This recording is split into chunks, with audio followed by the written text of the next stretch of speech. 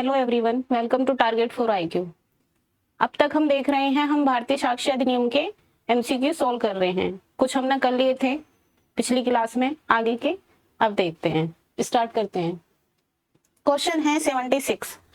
वह संस्वीकृति ग्राह्य है जो अभियुक्त ने ऑप्शन ए है पुलिस अधिकारी से की है, बी है पुलिस अधिकारी की अभिरक्षा में रहते हुए एक डॉक्टर से की है,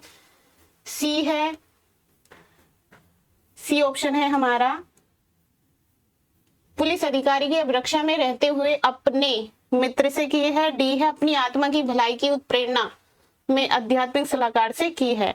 तो इसका जो हमारा राइट आंसर होगा वो होगा ऑप्शन डी। नेक्स्ट है, मजिस्ट्रेट के समक्ष की गई संस्वीकृति भारतीय साक्ष्य अधिनियम की किस धारा के अंतर्गत सुसंगत है? किसके समक्ष? मजिस्ट्रेट के समक्ष। तो धारा 22 में हम पढ़ते हैं जो धमकी उत्प्रेरणा में की गई संस्वीकृति है वो विसंगत है। 23A में है जो पुलिस अधिकारी के समक्ष संस्वीकृति की गई है वो साबित नहीं की जाएगी। तो इसका राइट आंसर है ऑप्शन सी। धारा 23 के क्लॉज 2 में ये वाली बात कही गई है और जो डी ऑप्शन है ये है ही नहीं। नेक्स्ट चलते हैं। क्वेश्चन है, साक्ष्य अधिनियम की किस धारा में पुलिस अभिरक्षा में किसी व्यक्ति द्वारा अपराध की संस्वीकृति को उसके विरुद्ध साबित नहीं किया जा सकता है? क्या कह रहा है ये कह रहा है कि साक्ष्य अधिनियम की किस धारा में पुलिस अभिरक्षा में किसी व्यक्ति द्वारा अपराध की संस्वीकृति को इसके विरुद्ध साबित नहीं किया जा सकता है। तो ये बात कहाँ गई है? ऑप्शन है धारा 22, बी है धारा 23 क्लॉज 2, सी है 23 क्लॉज 1 और डी है धारा 24। तो 22 में हमने बताया ही है उत्प्रेरणा धमकी वचन में की गई संस्वीकृति विसंगत है। 23 क्लॉज 2 में है अगर मजिस्ट्रेट के साक्षात उपस्थिति में की गई है तो तब सुसंगत होगी। तो इसका राइट आंसर है ऑप्शन सी। नेक्स्ट चलते हैं। Question number 79। कथन है कि कुछ मामलों में संस्वीकृति का संपोषण आवश्यक है। कारण है सभी मामलों में न्यायकेतर संस्वीकृति का संपोषण होना चाहिए।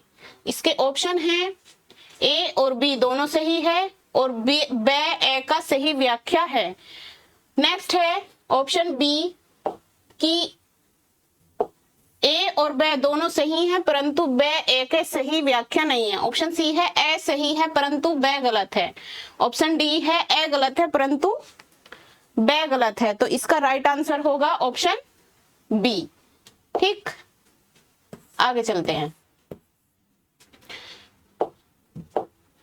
नेक्स्ट है, किस प्रकरण में धारा 23 क्लॉज 2 को संवैधानिक रूप से वैध ठहराया गया है? हमारे ऑप्शन है ए देवमन उपाध्याय विरुद्ध, बनाम पढ़ते हैं इसको या वर्सेज इंग्लिश में, देवमन उपाध्याय बनाम उत्तर प्रदेश राज्य, बी है अहिर राजा खेना बनाम सौराष्ट्र राज्य, सी है सुब्रमण्य गौड़ा बनाम मद्रास राज्य, डी है नाथू बनाम उत्तर प्रदेश राज्य। तो इसका राइट आंसर होगा ए देवमन उपाध्याय वर्सेस उत्तर प्रदेश राज्य। नेक्स्ट चलते हैं। पुलिस अभिरक्षा में एक अभियुक्त थाना अधिकारी को सूचित करता है कि वह चाबी जिसके द्वारा उसने तिजोरी को खोलकर चोरी की है उसने अपने घर के आंगन में रखी है। यह सूचना किस सीमा तक सुसंगत मानी जाएगी? ऑप्शन देखते हैं। ऑप्शन है चोरी का अपराध कारित किया है, बी है तिजोरी का ताला खोलने का, सी है तिजोरी का ताला खोलकर चोरी करने एवं साक्ष्य नष्ट करने का, ऑप्शन डी है चाबी को घर के आंगन में रखने की। तो इसका राइट आंसर होगा हमारा ऑप्शन डी। ठीक है, और ये कौन सी धारा में रिलेवेंट होगा? धारा 23 का प्रोवाइजो 2 में। नेक्स्ट चलते हैं। निम्नलिखित में से किस मामले में उच्चतम न्यायालय ने अवधारित किया है कि स्वैच्छिक प्रशासित परख के पश्चात प्राप्त जानकारी प्राप्त वस्तु भारतीय साक्ष्य अधिनियम के अंतर्गत सुसंगत हो सकती है, स्वीकार की जा सकती है? ऑप्शन है हमारा सेल्वी बनाम कर्नाटक राज्य, बी है सी मनियप्पा बनाम तमिलनाडु राज्य, सी है सुंदरलाल कन्हैया बनाम महाराष्ट्र राज्य, ऑप्शन डी है।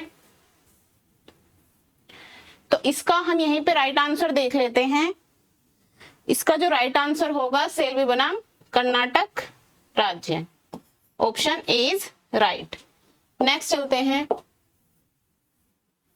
क्वेश्चन नंबर हमारा होगा 24।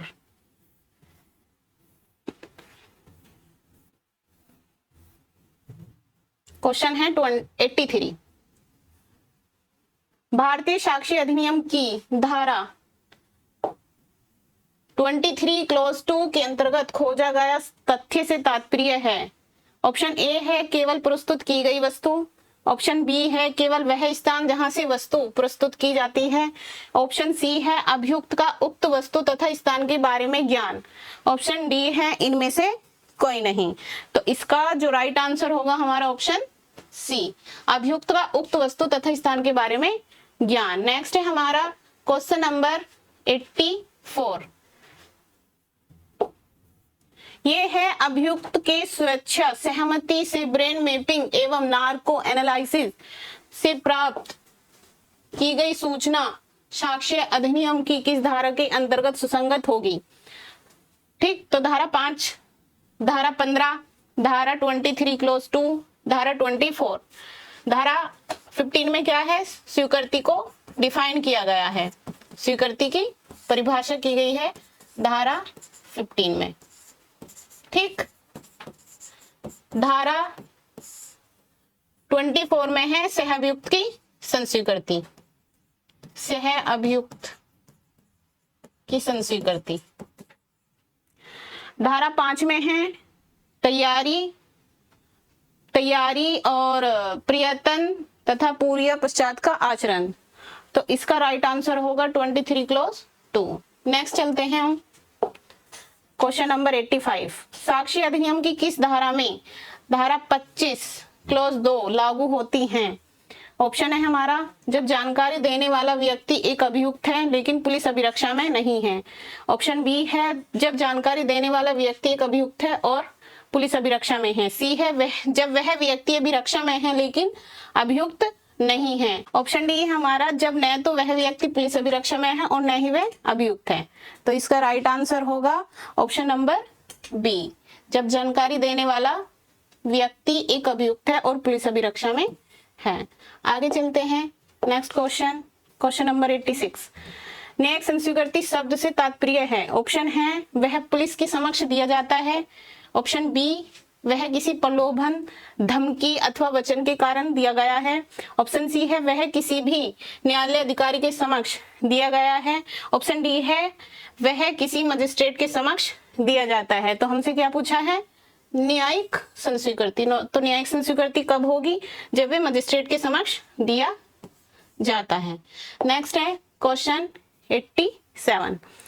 इसमें पूछा है न्यायिकेतर संस्वीकृति का प्रावधान निम्न में से किस अधिनियम में किया गया है। भारतीय नागरिक सुरक्षा संहिता की धारा 182 में, भारतीय नागरिक सुरक्षा संहिता की धारा 22 में, भारतीय नागरिक सुरक्षा संहिता की धारा 316 में, भारतीय नागरिक सुरक्षा संहिता की धारा 24 में। तो इसका राइट आंसर होगा ऑप्शन बी, इसमें की गई है न्यायिक संस्वीकृति की बात। नेक्स्ट चलते हैं हम क्वेश्चन नंबर 88। न्यायिक संस्वीकृति वह संस्वीकृति है जो की जाती है। ऑप्शन है हमारा, ऑप्शन ए है न्यायिक मजिस्ट्रेट के समक्ष न्यायालय में, बी है चिकित्सा के समक्ष, सी है मित्र के समक्ष, डी है चिकित्सा के समक्ष एवं मित्र के समक्ष दोनों।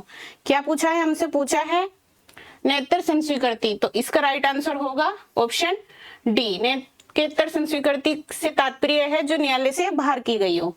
नेक्स्ट है क्वेश्चन नंबर 89। निम्न में से कौन सा वाद केवल स्त्री के आंसू के साक्ष्य के आधार पर निर्णित किया गया। ऑप्शन है हमारा राजस्थान बनाम श्रीमती कनूरी देवी, बी है समीम रहमानी बनाम उत्तर प्रदेश राज्य, सी है केएम नानावती बनाम महाराष्ट्र राज्य, डी है पलविंदर कौर बनाम पंजाब राज्य। तो इसका राइट आंसर होगा ऑप्शन डी, इसको ही आंख के आंसू का केस कहा जाता है। नेक्स्ट है क्वेश्चन नंबर 90। निम्न वादों में से कौन सा संस्वीकृति से संबंधित नहीं है? ऑप्शन है कोटैया बनाम किंग एम्परर, ऑप्शन बी है हमारा उत्तर प्रदेश राज्य बनाम देवमन उपाध्याय, सी है बम्बई राज्य बनाम काठीकालू, सी है एमसी बनाम पोनेन। तो इसका राइट आंसर होगा option number D. Option number D is right answer. Next है निम्नलिखित में से कौन सही है? ऑप्शन पढ़ते हैं हम। एक संस्वीकृति की सुसंगतता के लिए यह आवश्यक नहीं है कि यह किसी अन्य व्यक्ति को संसूचित किया गया है। ऑप्शन बी है न्यायालय के बाहर एक बंदी द्वारा की गई संस्वीकृति सुसंगत होती है, चाहे यदि वह थोड़ी सी उत्प्रेरणा से की गई हो। सी है एक अभियुक्त जिसे पुलिस के आने तक बांध कर रखा गया था, उसके द्वारा ऐसी दशा में रहते हुए की गई संस्वीकृति सुसंगत होगी। डी है एक अभियुक्त द्वारा उसके मस्तिष्क में निर्मित धारणा की अब कोई भय आदि नहीं है के बाद में की गई संस्कृति सुसंगत नहीं होगी। ये पूछ रहा है हमसे कौन सा सही है, तो इसका राइट आंसर होगा इसका राइट आंसर क्या होगा? ऑप्शन नंबर ए कि जब संस्वीकृति